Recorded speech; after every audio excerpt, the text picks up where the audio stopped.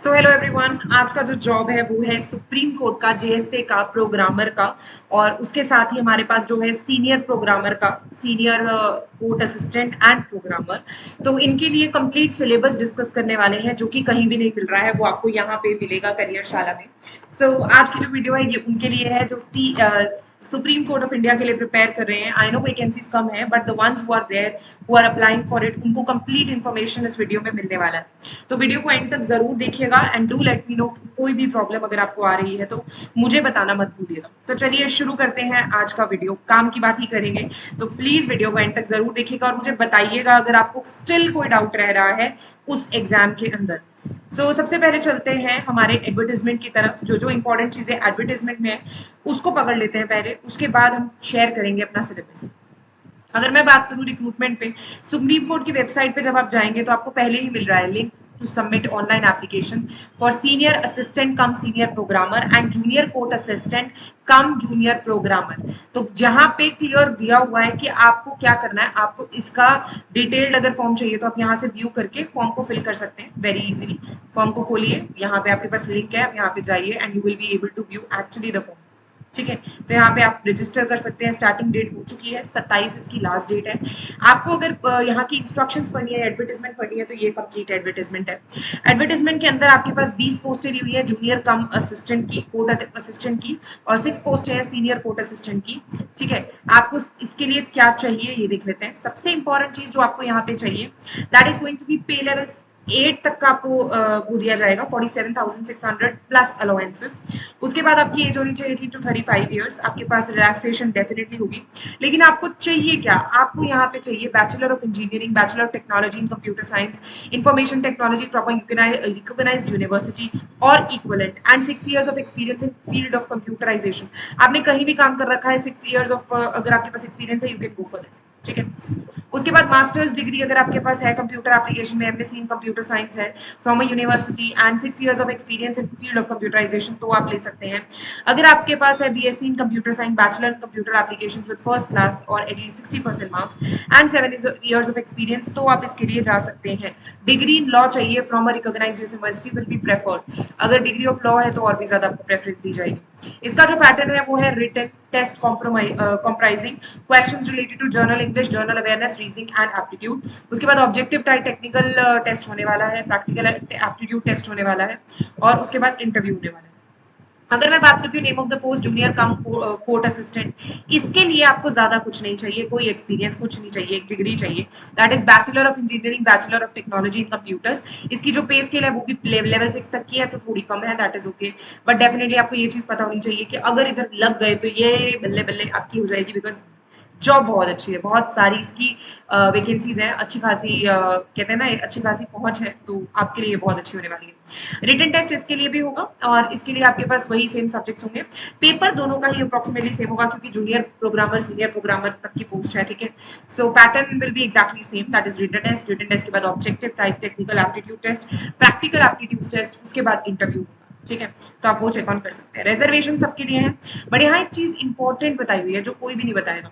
The candidates who qualify in objective type written test and objective type technical test will only be called to appear in practical aptitude test, and those who qualify the practical aptitude test will be required to appear for an interview before an interview board। अगर आपके clear हो जाते हैं तभी आप कर पाएंगे, otherwise आप अप्लाई नहीं कर पाएंगे। ठीक है, qualify the interview by securing minimum qualifying marks। The minimum qualifying marks in each test and interview are 50% marks।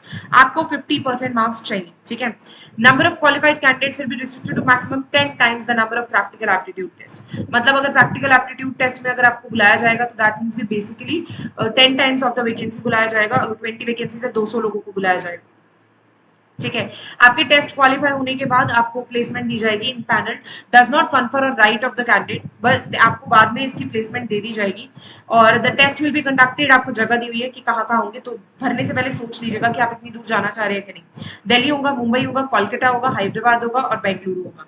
सिर्फ यही डेस्टिनेशन होने वाली है, 5 डेस्टिनेशन जहाँ पे टेस्ट होने वाले हैं। और आपको 2 सिटीज प्रेफरेंस के लिए चुननी है, तो you have to relocate, you have to be in very clear form with it.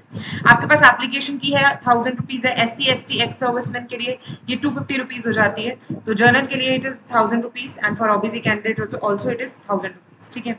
Starting date आ चुकी है, लास्ट डेट इसकी 27 है, तो आपको उससे पहले इसको फॉर्म को भरना है। और जर्नल इंस्ट्रक्शंस दी हुई है that the admission in all the stages of the examination आपको क्लियर करना पड़ेगा। प्रोविजनल है तो आपको क्लियर करने पड़ेंगे सारे के सारे। आपका जब इसके अंदर आपको पिक्चर वगैरह सब चाहिए होगी, क्लियर पिक्चर खींचेगा, इसको सबमिट कीजिएगा ऑनलाइन।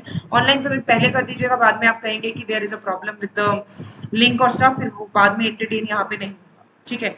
एंड यहाँ पे ज्यादा कुछ नहीं है, बट इंस्ट्रक्शंस ही दी हुई हैं। इसमें इन्होंने सिलेबस थोड़ा डिटेल में नहीं बताया, मैं थोड़ा डिटेल में बता देती हूँ जो मुझे पता लगा according to the basic thing. तो उसके अकॉर्डिंग अगर सिलेबस की बात करें तो अब चेक कर लेते हैं कि सिलेबस क्या होने वाला है। सिलेबस क्या होने वाला है उसको चेक कर लेते हैं। यहाँ पे हमारे पास ये तो हो गया एंड ऑल स्टाफ। तो सिलेक्शन प्रोसेस का ओवरव्यू यहाँ पे दिया हुआ है आपको। एक रिटन टेस्ट होगा जो कि ऑब्जेक्टिव टाइप होने वाला है। ऑब्जेक्टिव टाइप रिटन टेस्ट के अंदर आपका क्या होगा पहले उसको डिस्कस करते हैं, फिर टेक्निकल एप्टीट्यूड टेस्ट की बात करेंगे और उसके बाद प्रैक्टिकल एप्टीट्यूड की टेस्ट बात करेंगे और फिर इंटरव्यू की बात करेंगे। सबसे इंपॉर्टेंट चीज आपके पास होने वाला है एक रिटन टेस्ट ऑब्जेक्टिव, वो बेसिकली होगा जर्नल इंग्लिश का। उसका बेसिक टॉपिक्स यहाँ पे कॉमन आपको बताए हुए हैं दोनों के लिए।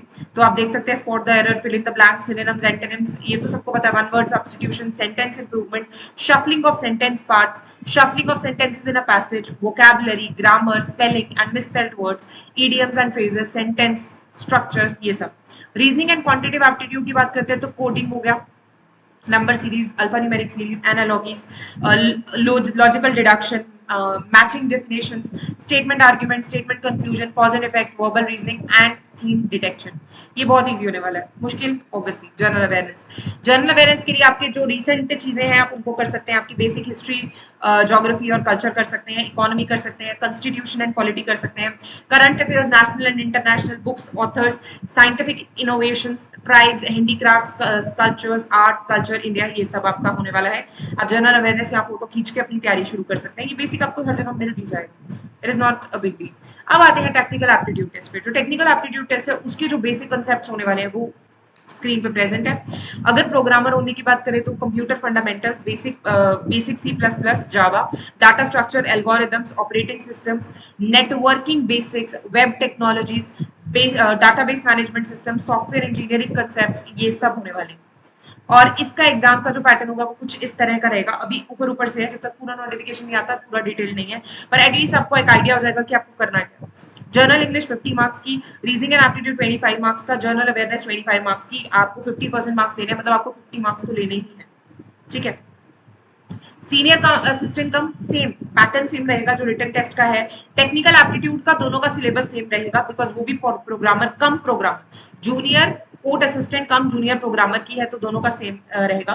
प्रैक्टिकल एप्टीट्यूड टेस्ट आपसे प्रोग्रामिंग वगैरह करा के देखी जा सकती है, तो हैंड्स ऑन होना चाहिए उसके ऊपर आपको।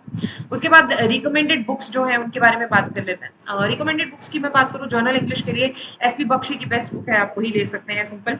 जनरल अवेयरनेस के लिए 2025 की, गलती से 2023 आ गया, तो 2025 की मनोहर पांडे की स्टडी आईक्यू की अगर आप बुक लेना चाहें वो आप ले सकते हैं। रीजनिंग एबिलिटी क्वांटिटेटिव एप्टीट्यूड की अरिहंत की, एस चांद की अगर आप लेना चाहें आप वो ले सकते हैं। ऑब्जेक्टिव कंप्यूटर अवेयरनेस की अरिहंत की आ जाएगी। और प्रोग्रामिंग की अगर सीएसए की प्रिपेयर करना चाहते हैं तो आप ले सकते हैं let us see programming stuff by Yashwant Kanetkar. तो ये इनकी अच्छी है बुक। एनपीटीएल की एक और बुक और है जो मैं डिस्क्रिप्शन में डाल दूंगी। अगर आप तैयारी कर रहे हैं तो अगर आपको ये पीडीएफ चाहिए तो आप मुझे बता दीजिएगा, मैं डाल दूंगी, तो आपको थोड़ा आइडिया हो जाएगा और आप अपनी तैयारी अच्छे से कर सकेंगे। ऑल द वेरी बेस्ट, लगे रहिए तैयारी को। आई होप आप अपनी तैयारी में दम डालेंगे।